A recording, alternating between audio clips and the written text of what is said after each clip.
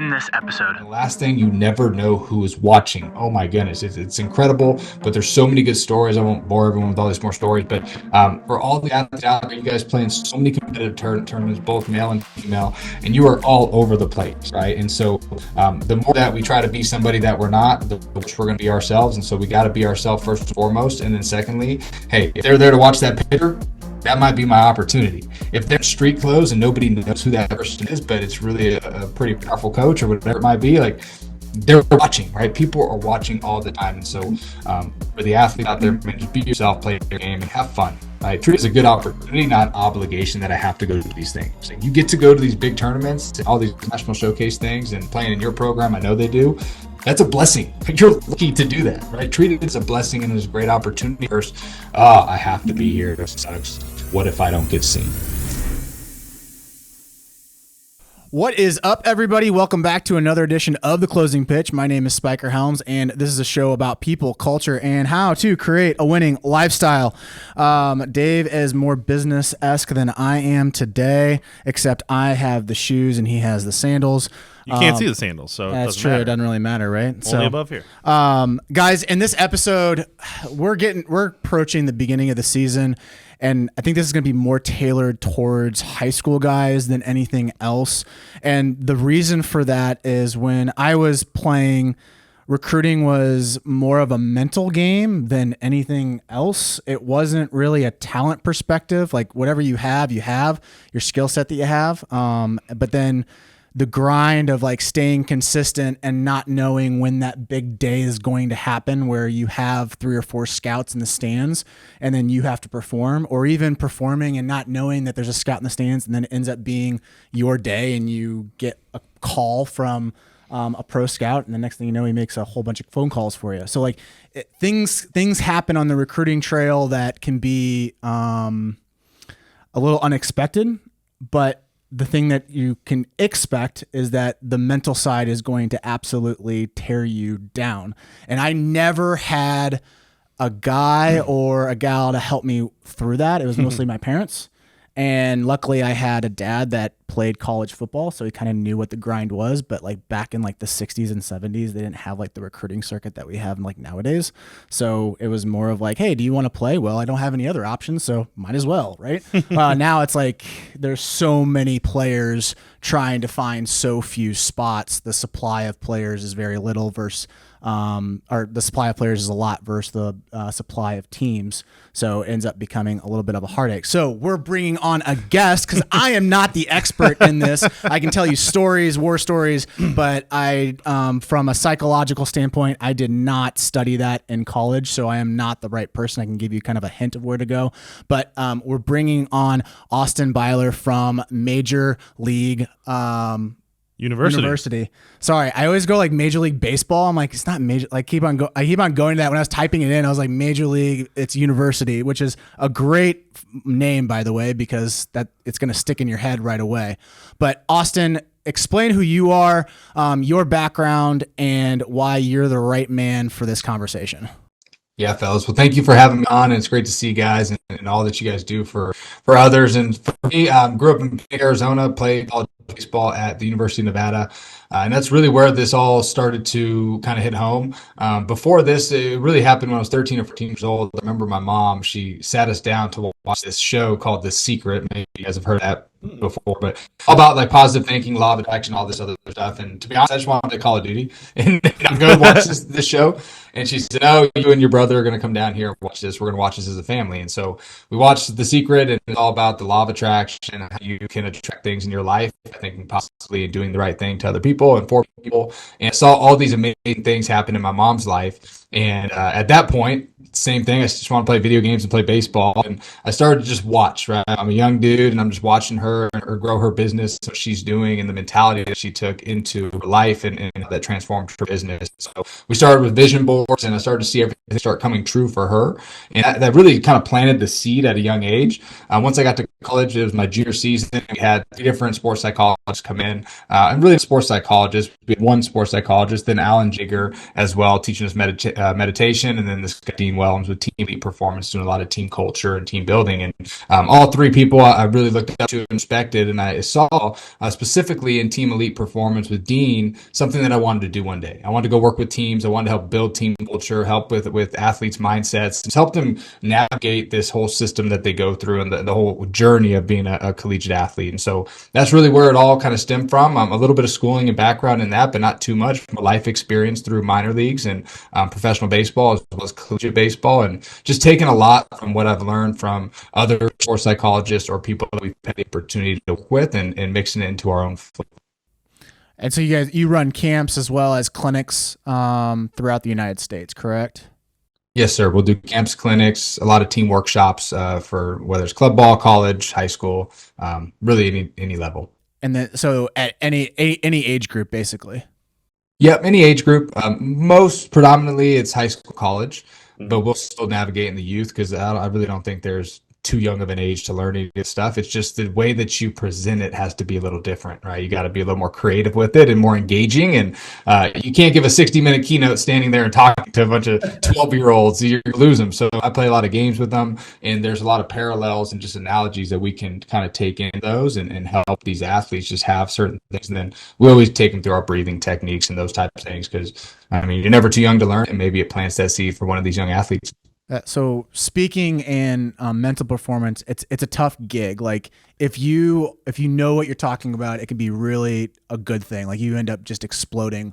But why did you end up choosing taking this route over any other route that you could potentially take? Because again, it's a pretty tough spot. Yeah, and it's definitely a topic too that everybody knows they need, but never wants to dive into. Yeah, because like I mean, if it was me, I would have to admit that right. I have to admit that there's something mentally wrong right. with me, right? Which right. a lot of people aren't going to do. Yeah.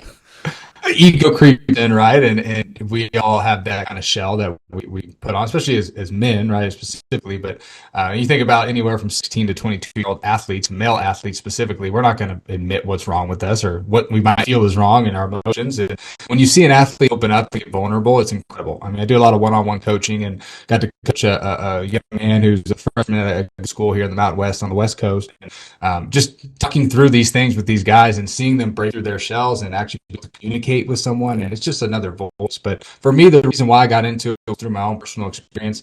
I've always wanted to do something like this. Speaking, I've had opportunities to get into professional baseball and pursue that route, but it never really sat with me. I didn't want to have the typical 9 to 5, and I know that's not the 9 to 5, but you're pretty much stuck with that organization. And not that that's a bad thing, but I like freedom of being able to travel the world and get to go speak all over the country to different programs. And so that's really where I've kind of stuck and gone with. And we started in 2018. It was really just a hope and a dream. And we thought about some things. We tried a lot of things. We failed a ton, and we still fail a ton.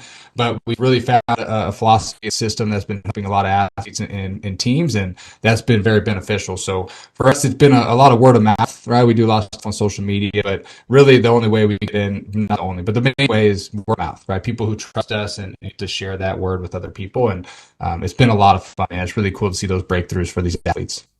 What do you, I know I didn't put this in the show notes, but what is your thoughts on the whole anxiety thing for athletes, how that came about right before COVID, and then it kind of picked up a little steam after COVID, and yet we haven't really heard much about it since the docu on the player from Las Vegas who was in the Cardinals organization. What's your thoughts on anxiety right now? Yeah, it's a huge thing, right? We go, and some of the things that I do are school culture. And so we'll sit down 250 high school students, which, imagine how that goes from freshman to senior, right? It's chaos, but we find a way to make us where the engagement comes in, and we'll ask questions like that. And I would say, and through this exercise, 75% of the students in there cross the line on these questions of, do you experience anxiety or depression? Now, I put that in athletic terms, and if you hit it in the very beginning about the recruiting system, and right now we're at an age where college baseball has never been older and better, right? I feel like we have so many good athletes that it makes it easier for you to get into schools if you perform really well, like Air Force dude going to LSU. But also, it's really difficult for that high school senior who's a borderline Division I player and he's looking for a home and they just don't know where to go, right? Guys and gals. So for us, I think anxiety is a big thing. For me, I experienced through college and professional baseball. That was my first real interaction with it. I didn't know how to do it or navigate it. And that's where those breathing techniques come in, and self-talk really is a big deal. But in our day-to-day, man, there's a lot of athletes struggling with anxiety. And for me, it's really just a feeling, right? It's like, how do we give in? Do we talk to ourselves more, listen to ourselves more? Do we give into those emotions that we're feeling, or do we learn a way to navigate through those and process through them and have people to talk to? And unfortunately, a lot of our athletes feel this way due to the pressure that they either put on themselves or they feel from coaching staffs, parents, or just Instagram and social media. And to me, after COVID, it's really spiraled because you lose 2 years of school for most part. If you're in California, you lose 10 years of school. For everyone, you lose all these years of school and there's no in-person interaction. So if you think about the upper sophomore, junior, senior in high school, most of them missed eighth grade or freshman year of high school and their eighth grade graduations, and they never had that in-person interaction. And so they missed, they're 2 years behind. And so the anxiousness that you feel when you get on TikTok, and you always feel like you got to keep up with the scrolls. And unfortunately, there's not a lot of parameters and barriers that we put on our athletes or kids even with these types of devices and the things that they have access to every single day. Yes, it's a blessing because there's so much information, but sometimes it's information overload and you feel like you're behind. And so I think that's where those anxious feelings come from for a lot of athletes. So would you define like anxiety as more of like you're worried about what the future holds? Yeah, I would say more worried about the future or even fearful of the past, right? I think it goes both. Like, hey, what if I make another mistake? I'm anxious to go try this again. I'm fearful of trying it again. I'm not going to do it. Or just the worry of uncertainty in the future. I think uncertainty produces a ton of anxiety. And for the athletes specifically who are seniors who maybe don't have a spot yet in college, this summer is kind of make or break for them. And they're talented enough, even their coaches know they are, but they just don't have that opportunity yet. It can be a really uncertain time for them. And that produces a lot of those anxious feelings, which then transpire on that field, and you see it in their play or you see it in their walk. And you guys know better than anyone because you're there front and center with these athletes. You can tell when something's off with certain guys, and when they're carrying a load, they have baggage on their back. And so I'll say it's definitely a lot of fear of the future is where a lot of this anxiety stems from. So then how do you create that certainty? It's self-belief, man. It's daily work, right? And it's the work that we don't always want to do. And that's introspective, right? It's looking inside and getting to know yourself better and be okay with who you are. And the thing that I like is like, man, how do we give ourselves some grace every once in a while and forgive ourselves? Right? We're going to make mistakes, but in a game of failure, so many athletes want to be perfect. And if we aren't perfect, we feel like we're not going to play or get signed. And you hit something on the head earlier about just like luck and opportunity. And there's an athlete that we've worked with who he's going to the University of Nevada next year now, and he just signed as a senior in high school with literally this week. He only got seen because of a pitcher on the other team. The coach came out, watched the pitcher on the other team because they wanted to sign the pitcher who's younger, and they see this dude rake the pitcher. When he comes back the next week, this guy hits off another guy, and he has a lot of success. And so because the coach came and saw this dude twice and gave him an opportunity, he got that chance. So it's just crazy out there, man, with the recruiting world and what these athletes are struggling with. But more importantly, you've got to do the daily work, right? I call it like eating the veggies, right? I got the veggies to get the cake. And what are the things that I can do each and every day that can help build self-confidence within my routines that are off the field? Some of it's mental game, right? Like meditation or visualization, journaling and things, but you got to do it work for you. Some athletes are never going to sit down and write in a journal. I have other athletes who, man, they fill that thing up and they're rolling through it, and that's their deal. He's like, and I think the other day, he's like, man, I go through it and process through why I'm so afraid to fail.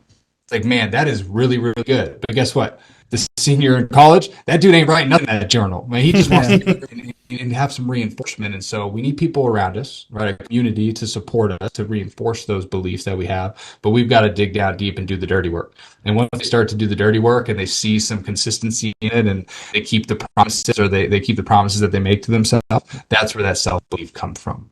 Yeah, it's kind of hard because like if you have either you're going to journal, you're going to meditate, or you're going to go to your community, right?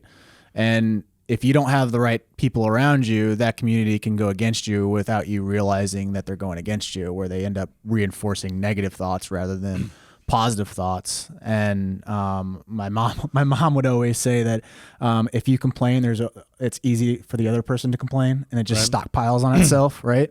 And so like if you have someone that tells you the honest facts, which a lot of people don't want to do because they don't want to hear. They don't want to hurt you. They don't want to make your feelings feel bad and everything like that. So then so would you lean more towards meditation and journaling, or do you lean more towards your community? I love meditation, man. Personally, for me, meditation changed my life. Like it was it was a game changer, and I did it as a player, and it changed everything for me, just how I felt from the day-to-day process, to be able to just process through things, reset my mind, refresh, and just feel better. And now in my daily life, I won't miss it. It's a huge staple. For me, I'm a big fan of faith, right? The Christian background, and really no background in it, but because of my experiences, decisions I made in college and professional ball, that led to my faith side, and that fills it. I think we're at a spiritual weakness in our world, and we have a spiritual gap, what he talks about and wants to fill, and we forget what's truth, what's real, and what's been there since day one. And so not a lot of people like to address that or talk about that, but there's another place where your confidence will come from, right? It's bigger than whatever that faith might be. It could be whatever you might think it is. So those things are huge. And then other things that I like to do, man, that just help. For me, it's giving athletes tools and ideas, and then, hey, you pick and choose what works for you. So cold showers, cold plunges, however you want to do it, however you feel best with. Those things for me, it controls my breathing. It puts me in a stressful situation first thing in the morning, so that I have to control my breath, myself, get myself centered, so that I can have my self-talk. Because every day when you sit there and you get ready to get to that cold shower or the cold plunge, the only thought you're thinking is, this freaking sucks, especially when you live somewhere it's cold. When I was in Reno, you're getting a cold plunge at 20 degrees and it's 10 degrees outside and it's snow, or it's a blizzard. And there's no way I want to do this today. But when you do it, you build that self-confidence, you push yourself through it. But it just takes athletes having that awareness, and then being able to actually do it. We have an exercise: know it, do it, own it. Everyone knows the right things to do, right? For the most part. Like, we all know treating people with respect is a good thing, and being kind to others, working hard, we know that. Most people do it when you're around coaches. So if you guys are coaching a team, most people are going to do it. But how many of us own it when we're not being watched? When coaches aren't around, when scouts aren't around, when parents aren't around? Are we still owning it and being ourselves, or are we trying to fit in with the crowd and what other people are doing in their trend? Setting your standard, right? Yes, absolutely, 100%.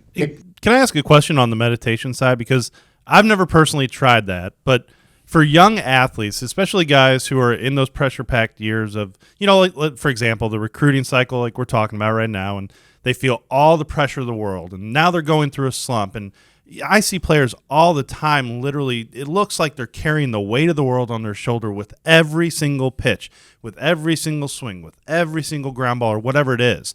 You mentioned something that was pretty cool in the last thing you said, was about a mental reset.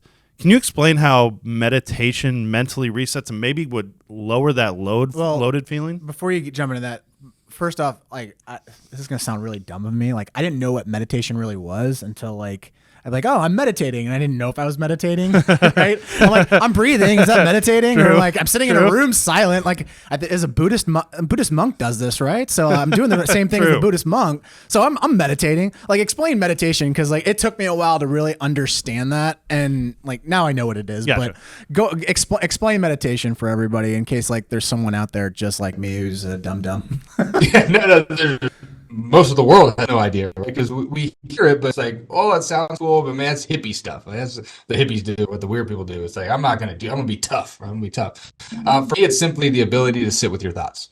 And so you can do different things as meditative processes. Right? My dad, for him, like, he's not going to sit down and breathe, right? He's old school. He just doesn't do it. But what he does is he goes and does his yard work, and he puts his headphones in. He goes and mows the lawn. He trims the trees. He does all that. And that's his way of just escaping the world, right? And kind of resetting his mind, getting himself back in control of himself, and then goes back out into the world. Other people, it could be walks, right? A daily gratitude walk. Go outside of my work. I take a lap around the building. I say 5 things I'm grateful for, thankful for, and then I go back in. And it's just my way of resetting. Right? For other people, it could simply just be the walk, right? Or working out is a meditative process for a lot of people. But to me, it's just the ability to sit with your thoughts. And so the example that I was shared with by this sports psychologist, who I thought was just such a really good example, because I like analogies and painting pictures. And so he said, imagine you're sitting on in a lawn chair on the side of the busiest freeway in your area. For me, we have plenty of them, and so I sit myself off the I-10 in Phoenix, the worst freeway in the world. It sucks, and so I'm sitting there in my head. This is imaginary, but I'm picturing that I have this lawn chair. I'm hanging out. And there's all these cars going back. There's the Scottsdale Range Rover and all these sweet Lamborghinis that all rich people have in Scottsdale. And there's like the beat up old South Phoenix, like freaking cars that are just barely hanging on. Then there's the rice burner that's loud and nobody likes. And there's motorcycles. There's all these different cars, the sweet Tesla, whatever. And the sweet, sexy, shiny objects are a lot of those thoughts that we want to cling on to. And so I see the Lamborghini. I'm like, ooh, that's sexy. That's cool. I want to cling onto that and start following with that. And then it's like, boom, I see the rice burner. I go, my attention shifts. And so for us, all the cars are the analogy for our thoughts. And then we are just simply sitting there and being one with our thoughts. And so it's not, a lot of people I think you got to sit there, be silent, not think at all. And then like, that's your meditation. It's like, no, it's actually processing through the thoughts, like breathing them in, recognizing what thoughts come to mind, good, bad, and different, right? Random or intentional. And then breathing through, processing through and letting them go. And so that's like a huge piece on that. And then to your point, David, too, on the reset button, an analogy I love was getting ready in 2020 or 2020, right before the Arizona high school coaches convention thing. So I'm giving a talk on the mental game. I'm nervous, right? I don't even know what I'm going to say at this point. And it's the night before, and I'm going to talk about the reset button and visualization. I'm like, how am I going to get a bunch of I don't say stubborn coaches, but a bunch of coaches to buy into this when all they want to hear is the next mechanical thing that's going to change everything for their program. And so I'm watching my brother play Madden, and this is how I relate it to the kids. Those kids play video games. And so he's playing Madden in NFL, and he's down 33-31. He gets the ball with a minute and a half left, and he starts driving down the field. And if you know my brother, he's all pass, no run. And he gets to the 1 yard line with like 30 seconds left. And instead of just handing it off, go beast mode, give it to the running back and just freaking plow, or QB sneak Tom Brady style, he decides to go shotgun Johnny, drop back, and he passes it in the middle of the end zone, picked off by the linebacker, and the linebacker goes 40, 30, 20, and he gets to the 20 yard line. My brother doesn't say a word.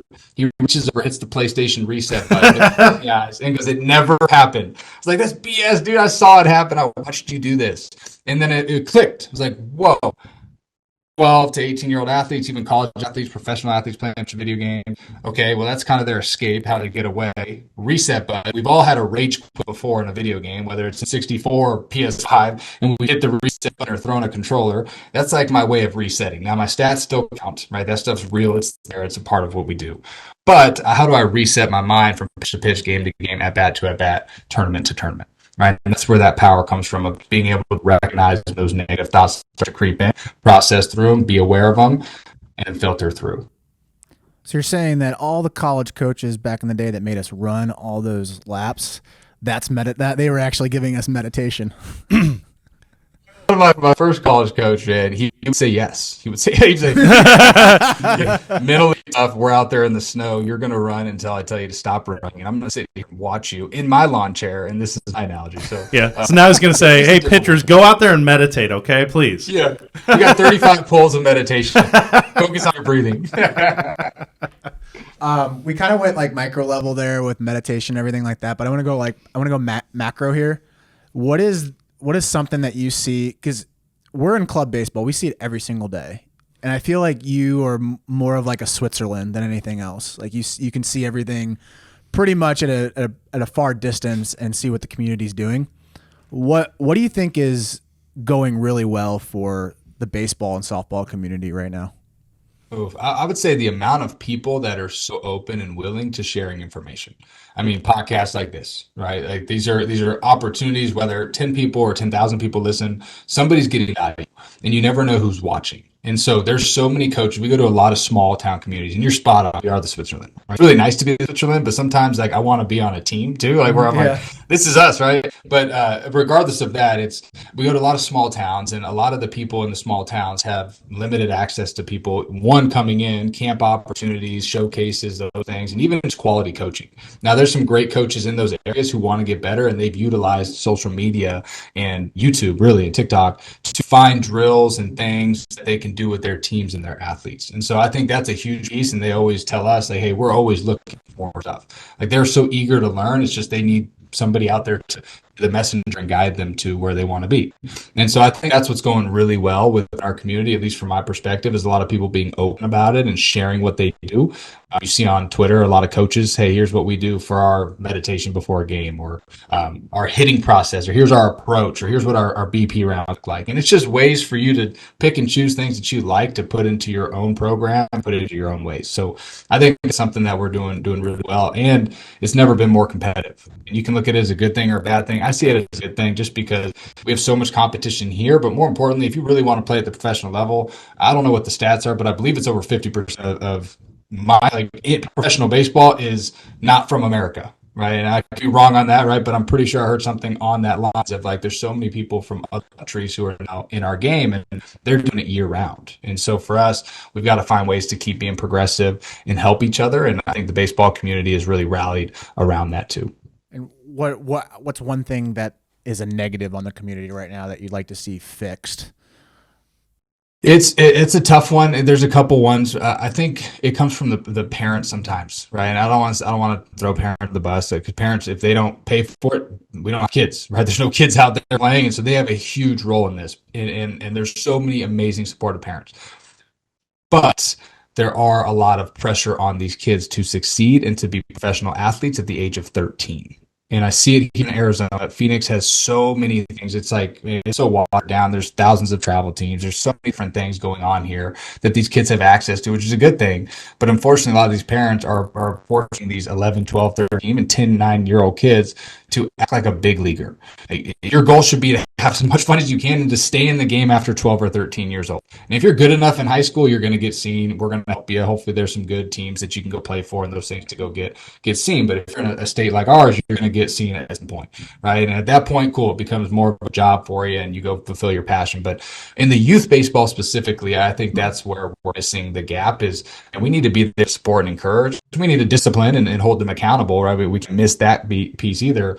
But I'm sorry, your son's not a big leaguer just because they're PG All-American at age 13. Like, nothing's been proven. You still got to go to high school and you still got to grow and become your own. So I think we're missing the boat a little bit there, where we just sometimes it's not even knowing that we're putting pressure on them. It's just things that we say or do or how we act, but just putting a little too much pressure on our kids. And I think there's good things with that, but when it's overwhelming and overbearing and just like military boot camp style sometimes, man, we need to have freedom to compete. And so for athletes, man, if they have a positive environment that they like to go to and they want to go to and they want to go train with you, that's where we're hitting the boat, and that's where we're doing really good. Yeah, I kind of use this analogy, is that it feels like you're playing a video game and you see the controller, but you can't press the buttons to make the player do a certain thing. So I feel like that way as a coach sometimes. And I can only imagine it's magnified as a parent. LeBron James had a really good conversation on his HBO special where he's like, I went to my son's basketball game, first high school basketball game, and I got nervous. Like, I got really nervous. Like, I didn't know what was going on. Like, I got more nervous than my rookie year. And like, he's out there doing it, and I can't do a damn thing. Well, it's out of our control too, and I'm not a parent yet, but I see it, and I even see it in my little nephew. He's 5 years old playing t-ball. I'm like, man, like, hey, Dad, you need to just chill, dude. Like, these kids are 5; they don't even know which way to run. Like, we don't need to be yelling anything right now. Like, we just support them and do those. You're right, man. It's like it's so out of our control, even as coaches. But what we can do is we can help provide resources, we can help provide tools, we can help provide thoughts, we can say things in certain ways, and we just never know what athlete takes what out of our conversation. And so for you guys, man, what you guys are doing, like, those athletes remember things that they take with them through college, through professional ball, into their job, to their workspace, that they learned within your program even. And so it's such a powerful thing, what the influence that we have as parents and coaches. Yeah, I actually had a phone call with one of our former players before I jumped on this one, and he just got done with his senior year of college. He was thinking about what his next steps were, and he was still asking me for advice. And I'm like, bro, like, dude, you're 23. Yeah, you're 23. I'm like, but I kept on thinking about it. I was like, you know what? Like, that's kind of cool. It's unique because he still trusts what I say and has a thought of like, hey, what does Spike think? Like, I might not take his advice, but it's kind of cool that I can still call him and he picks up, and I can say, hey, I'm in limbo right now. I don't know if I want to play pro ball. I don't know if I want to do this, go in the real world, or just hang out for a year. And hopefully he chooses to go do his internship in Costa Rica, because I think that'd be badass. But That sounds fun. but yeah, that's what I'm saying, right? But it's cool that what coaches can do, and then what parents can do when they do make that connection with their player. What style of coaching do you think works the best? Man, it's subject to the person. I think you got to know your personality. It's hard for an old school dude to all switch and be super positive, nice guy. It's just really hard, right? He's been doing it for 40, 50 years, and now I'm 65 years old and I need to change. What? So that's hard. I think being adaptive, right? Regardless of what your style it is, being adaptive and knowing your players. If you get to know your players and know what makes them tick, you might have to be hard on this guy versus the other dude who you got to baby a little bit and put your arm around him, because they might have the same support system, they might carry a bigger load. And so for us as coach, man, I don't know if there's a right way or wrong way. My personal philosophy and what I love is that positive reinforcement, people who create positive environment. I just see more success and consistency, and where kids look like they're eager to show up to the field. Going into a lot of college programs, it's kind of funny because when you're in high school, you look at college like this. Whoa, it's like something like this foreign object, right? Like, what the heck? Where am I going? All these coaches are supposed to be elite. And then you get there and you hear the stories, and you're like, that doesn't sound like the right way to treat your players. That's not the right way. You don't kick out the 5 freshmen and keep everyone else in the pitcher's meeting this year. And this is a deep programs. And so for us, man, I think we just got to be understanding of what our players are going through, get to know them, build those relationships, even if that's not your forte or your strong suit, but just being adaptive in your coaching style. And I think each way gets success, right? We've seen College World Series winners and high school champions and MLB World Series winners who have been really like to the T, dialed in, like, we're gonna lock you in, you're not going to make any mistakes, versus like the other environment where it's more free flowing and we're going to support you and we're going to be there for you. So know yourself, man, especially as coaches. I think that's an important piece. Yeah, I find it interesting that like Corbin, who's more military-esque, like I would have not survived in a program like that. But then you have more of like an Augie Garrido, who it was more free flowing, get the job done. We're going to go attack the hill. Like, that's the type of coach that I would lean more towards, which again, with recruiting, that's the hard part for players, is like I feel like they have like the king effect, where they think that this college coach is higher than mighty and he's like the holy person. And they don't realize that this is just a man. Right. And yeah, and you end up kind of like, oh, I got to, not saying Evansville's a bad program. Like, I love Coach Carroll there, but like, you jump onto the first D1 program when you have 3 D2 offers, but there could be a D2 offer that ends up being the right coach, the right fit. Better fit, yeah. Oh, it happens all the time, but they go over to the D1 because they think, oh, if he's D1, he must be a better coach. Right. That's not necessarily true. You know what I'm saying? You're spot on. So it's such a mind game when it comes to recruiting, and like psychologically when you get offers, or if you don't have any offers, you end up jumping on the first thing that you see. For sure. Yeah. So, you hear too from coaches, like, in the recruiting process is hard because sometimes they're really good at talking. Right? Certain ones. Oh yeah. So they might tell you everything you want to hear, and then you get there and you're like, wait, I'm not in as a 2-way. You said I was going to be a 2-way. I haven't even taken a bat all year. I was supposed to pitch, and I'm not pitching. Right? And whatever it is, it's like, I want to get you to my program, and especially if it's an in-conference thing where somebody else might have offered you, or those things, like, they can be really good at sweetening the pot a little, and then you get there and you're not even aware, but that might be your only conversation with that coach. And some of these athletes make these decisions without even seeing the campus. Like, I want to see where I'm going. Now, it's hard because financially you got to get there, you got to be welcome there, all those things.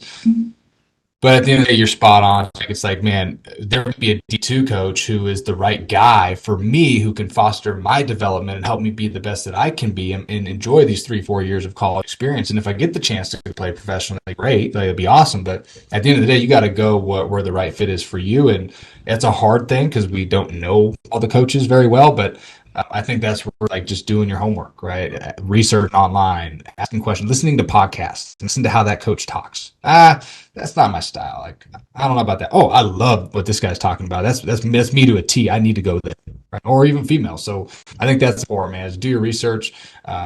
That's like a really good point because there's probably a podcast with that coach Sure. out there, and you've just went through the gauntlet, like phone calls with him, and now you can actually pull up content and really like, okay, is this guy real or is he not real? Well, and you know what is honestly one of the hardest things is if you ask 100 high schoolers who are in that process right now, what are important factors to you in terms of a college program, in terms of a college?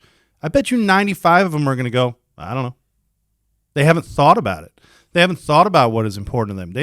They haven't thought about what type of coaching style is good for me. What is going to get the best out of me? They don't think about those things. They don't ask those questions. They probably don't know because they don't know yet. They haven't had all the coaches. They haven't had many coaches. They haven't had the conversations yet.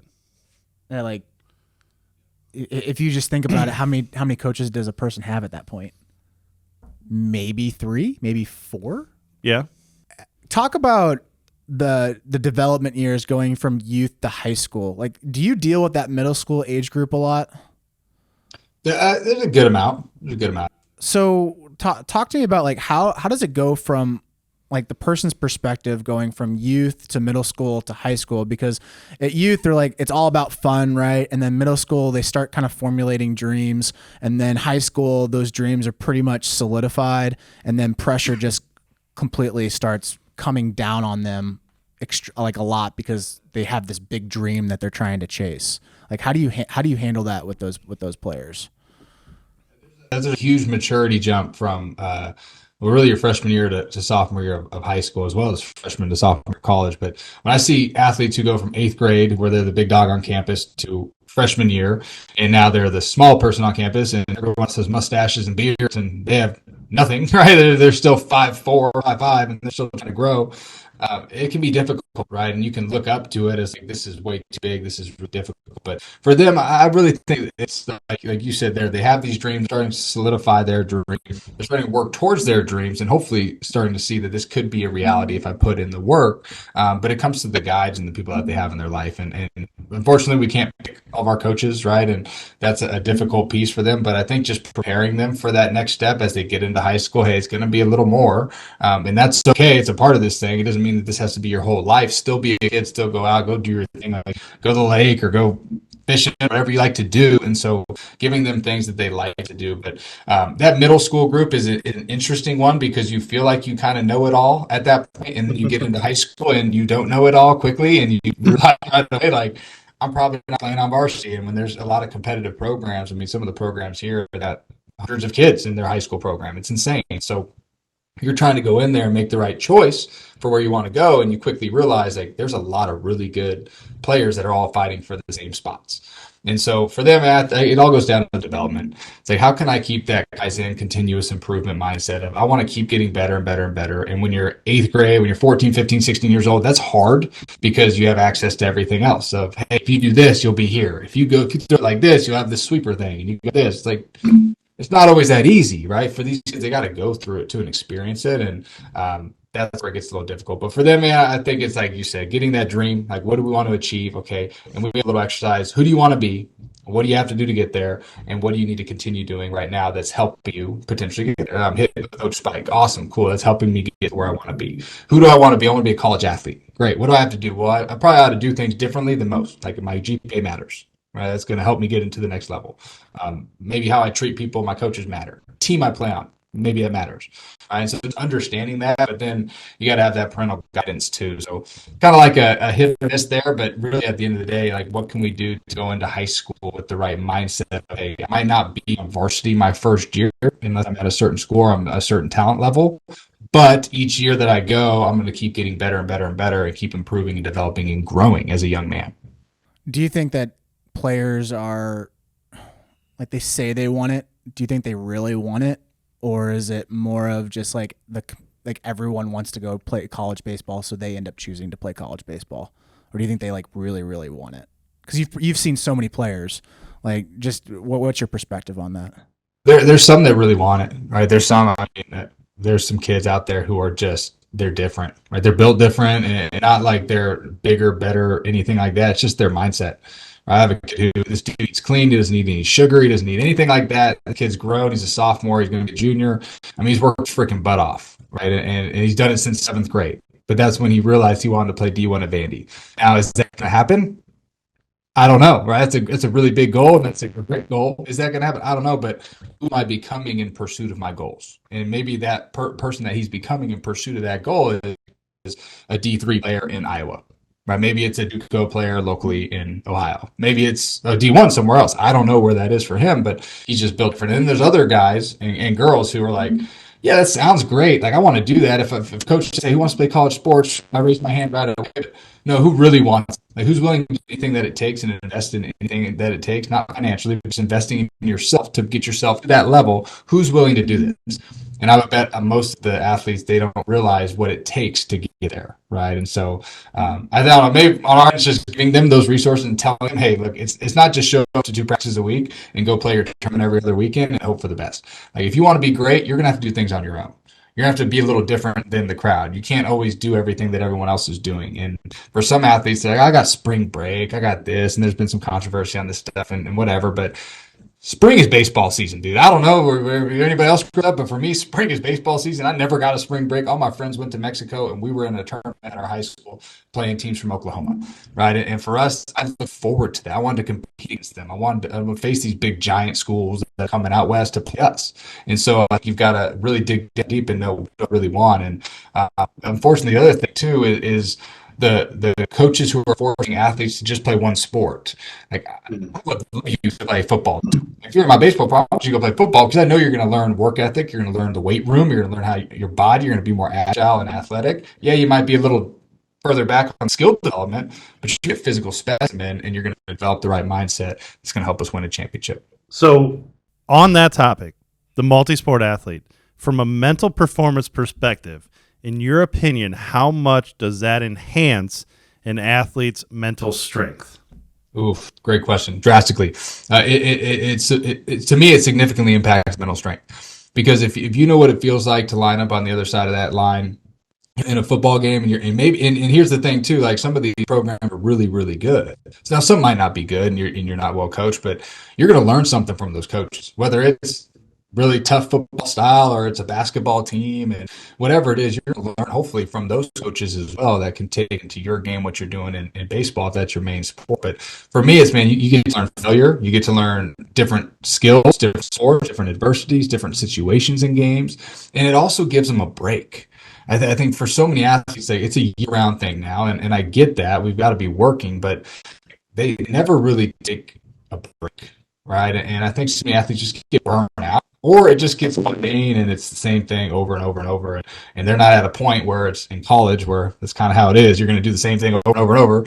And hopefully you can get better results by being consistent with what you do, but and keeping it fun. So I'm with you, man. I think it significantly impacts your mental strength, because you got to learn scenarios in games. You got to learn other things, schemes, players. You got to deal with different personalities and backgrounds in other sports too. And it's only going to make you better, in my opinion, for your sport. Injuries aside, all that stuff, I won't get into that, but just mindset wise, I mean, I told an athlete the other day, I was like, man, here's why the twins, right? They're both football and baseball, and like, here's why you two look different. I haven't seen you since January. I just saw you in May. Your bodies don't look the same. You guys are freaking jacked. What did you do this year? Oh, we played football. Okay, cool. Freshman football, great. It's like, what did you learn in football? The weight room, cool. How much do you work out? 4 days a week, great. Were you going to work out 4 days a week in your high school baseball program? Probably not, right? In your club ball program? Probably not. And so for them, they were in the weight room consistently, and they learned the work at, they're in there at 6 a.m. Like, that's just creating these different beliefs and things about yourself and your confidence that,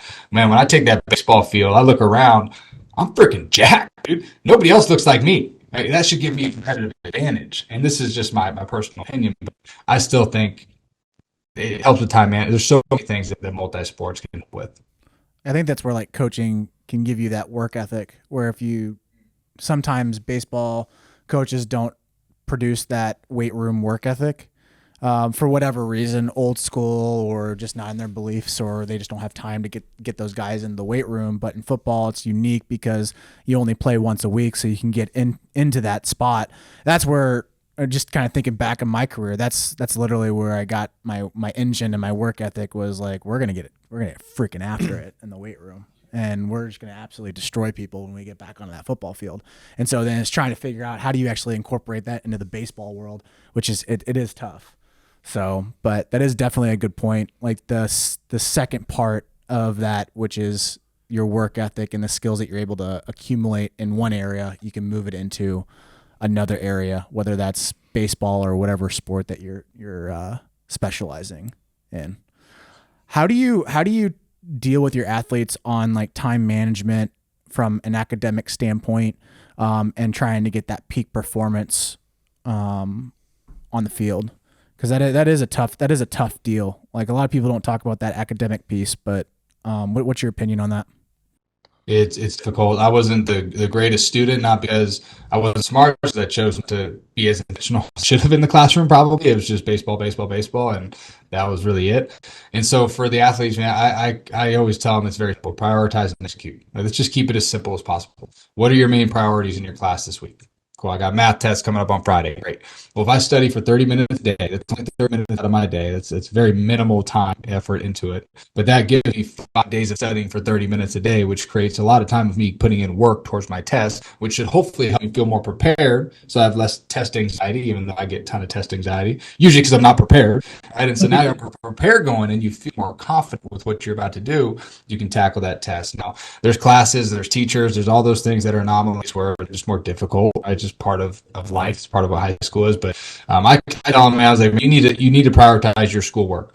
You can get your schoolwork in before you go to the field. You can find it in study hall hours if you have it on your school. And I know some athletes who are at private schools who it's just a different workload for some of these schools. And they're like a college student, right? A lot of the college prep programs. And so for the athletes, I highly, highly encourage that they not only take it seriously, but get help if you need it too.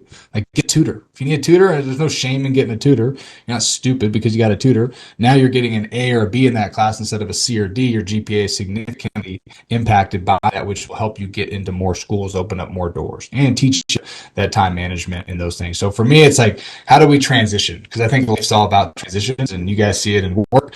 We see it in the classroom, but you wake up, hopefully eat breakfast and drink some water, do something in the morning. You go to school, then you go to school for your 7, 8 hours. Guess what? After school, you got to go to baseball practice. Cool. Baseball from 3 to 5. Now I've got to go home. I've got dinner. After dinner, do I do homework? Do I play video games? Do I talk to my girlfriend? What do I do at night?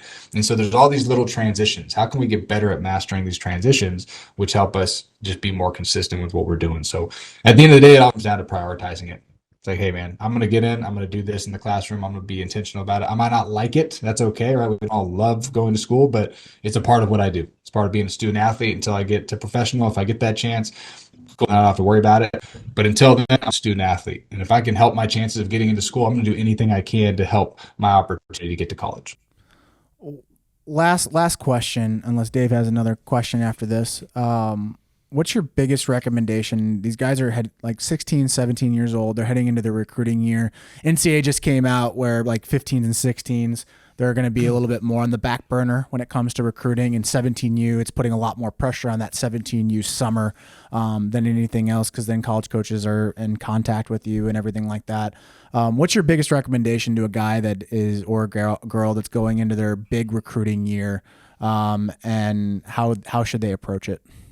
Eliminate the noise in yourself. It's so simple to say, it's a lot harder to do, but eliminate the noise. What is the noise? Social media. That's a noise, right? All the PGs, PBRs. Yeah, it means something. It's cool to see it, but at the end of the day, it doesn't really mean much, right? And so that's noise. Videos of other people feeling like you're behind because that 13U kid is killing it and is getting national recognition on TikTok and I'm not, right? Those things really go into the head of our athletes, as crazy as it is. They're high school students, they're youth students, and they're dealing with these things, and they look at this all day long. And so eliminating that noise helps me play with more of a clear mind to go out and pursue my goals. And then I love running the race, man. It's like, I've got my journey, you've got your journey. Your journey is going to be different than mine. You might get signed in August before you go to college. You might get signed as a junior, right when the day hits that you can sign. Right? I don't know when it is. We don't know that. None of us can tell that. But be yourself and embrace those opportunities. And the last thing, you never know who is watching. Oh my goodness, it's incredible. But there's so many good stories. I won't bore everyone with all these more stories. But the coolest point I think I've ever heard was there was a bullpen catcher, and the guy went in, and his coach was watching. It was in the Northeast. It was at Niagara, University of Niagara, I believe was what the name was. And so the bullpen catcher is catching the ball in between innings to help the other guy who just hit and is getting his gear on. And after he finishes up his 3 or 4, gives the ball to the catcher, this dude books it dead sprint to the bullpen. Cool. Next inning, he books it from the bullpen down into catch. After that, he books it back. I mean, it's like it's not excessive and being like, okay, that's too much, dude. But it's like it's a good sprint, right? I mean, he's locked in, mentally focused. He's up there. He gets a couple opportunities to get some hits. Next thing you know, he gets a walk on opportunity at a Division I to be a bullpen catcher to start. Earns an opportunity to play eventually for the next couple of years. Never goes and plays pro ball, but guess what? This dude got 4 years of college at a mid-major D1 due to his hustle because you never know who's watching in the stands and who likes your style.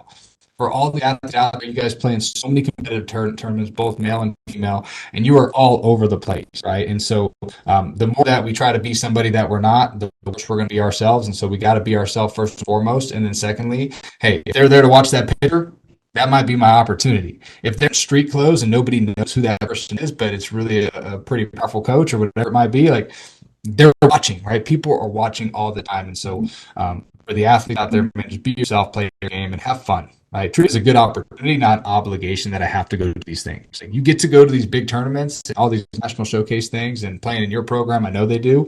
That's a blessing. You're lucky to do that, right? Treat it as a blessing and as a great opportunity. First, I have to be here. It sucks. What if I don't get seen? That's actually a really good point on like social media and the noise. Yeah. Would you recommend like deleting it off their phone for the season? I mean, I hate to say it because like I'm big on like recruiting purposes, like posting your videos on there and everything like that. But you could totally do that on the desktop. Like just eliminate the complete noise out of the whole season so you don't have to see that crap, and then post when you need to post and ghost, and just let it go. Honestly, I was going to ask you because I'm stealing that phrase, eliminate the noise and be yourself, from you, just so you know. So I'm going to steal that. And that's copyright, Dave. You owe him like $5 every time you say it. But while you were saying that, I envision myself saying that to a young man who's immersed himself in social media, they're all about it, right? And they're always listening to so many wrong voices and so many wrong things. And I started thinking to myself, okay, I say that to that young man or woman, and they're going to look at me and be like, yeah, but how? So what would you give, like, from a practical standpoint, like, how would you tell them to pivot from that? So good. You guys are spot on. So the deleting it, if that works for you, that's great. Now, how many of our young 14 to 18-year-old student athletes are going to delete Snapchat and TikTok? That's tough. But what some of them do is so the first step really is like audit your time, right? And so an exercise we did with the football team right before COVID. Well, it was actually during COVID, and 100 athletes, and like, hey, check your screen time. Everybody's going to check it, right? Mine's still pretty high because I work on it. I do too much mindless scrolling too, right? But mine's like 4 or 5 hours a day. For these kids, the average was over 6 hours a day. These were students who were in school, by the way, on Zoom for 6 to 6 hours.